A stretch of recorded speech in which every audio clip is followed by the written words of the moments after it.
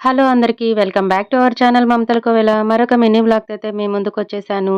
ఈ వీడియో వచ్చేసి నిన్న లాస్ట్ కార్తీక సోమవారం రోజు తీసిన వీడియో అనమాట.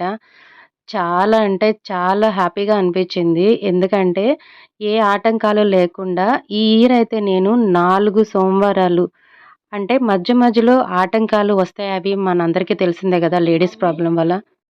అలా ఈ మంత్ మొత్తం అంటే ఈ కార్తీక మాసం నెల మొత్తం రోజుల్లో ఎలాంటి ఆటంకాలు లేకుండా అయితే నేను పూజ చేసుకోగలిగాను. నాకైతే చాలా అంటే చాలా సంతోషంగా ఉంది. నన్నైతే చాలామంది కూడా అన్నారనమాట. ఇంట్లో ప్రెగ్నెంట్ అమ్మాయి ఉంది గదా! అమ్మాయిని అలా పెట్టుకొని ఇలా పూజలు చేసుకోవచ్చా? చేసుకోకూడదేమో అన్నట్టుగా అన్నారు.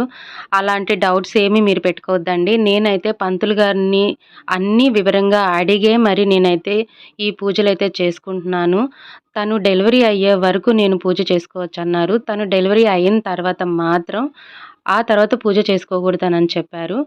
సో, పుట్టింటి వాళ్ళకి ఎలాంటి పట్టింపులుండవు. అత్తవారింటి వాళ్ళకే పట్టింపులుంటాయని పంతులు గారు చెప్పారు గాబట్టి, నేనైతే పూజలు యథావిధిగా అయితే చేసుకుంటున్నాను. సో, నాలుగో సోమవారం కదా! మనం ఈ నెల మొత్తం చేసిన తర్వాత దీపదానం, స్వయం పాకం ఇచ్చుకుంటాం కదా! పంతులు గారికి.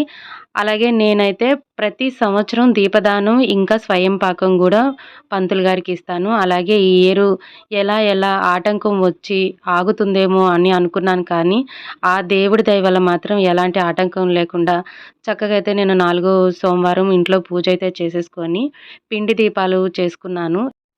ఇక గుడిలో గూడా పూజ చేసుకున్నాను. ఉసిరి దీపాలు గూడా పెట్టేసుకున్నాను. పెట్టేసుకున్న తర్వాత ఇక పంతులు గారికి దీపదానం ఇయటం కోసమైతే ఇక్కడంతా ప్రిపేర్ చేసుకుంటున్నాను. నేను, మా వారు ఇద్దరం కలిసి దీపదానం ఇచ్చాము. ఇంకా అలాగే స్వయం పాకం గూడా ఇచ్చామనమాట.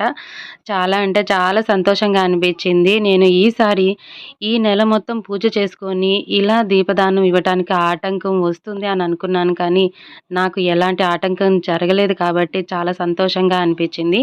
సో, మళ్ళీ ఈవినింగ్ అయితే మళ్ళీ పూజ అంతా చేసుకున్నాను. దీపాలయన్నీ పెట్టేసుకున్న తర్వాత, ఇక నేనైతే స్వామివారి దగ్గర కూర్చొని ఈవినింగ్ టైంలో లింగాష్టకం, ఇంకా గోవింద నామాలు గూడా కూర్చొని మనస్ఫూర్తిగా స్వామివారి దగ్గర కూర్చొని చదువుకున్నాను. ఇక నేను మీకొక విషయం చెప్పడం మర్చిపోయాను. ఇది అందరికీ తెలిసిన విషయమే. ఈ కార్తీక మాసంలో కార్తీక పురాణము చదువుకున్నా, విన్నా చాలా మంచిది. చాలా పుణ్యం కూడా. ఇదేనండి ఈరోజు నా వీడియో. వీడియో నచ్చితే లైక్ అండ్ సబ్స్క్రైబ్.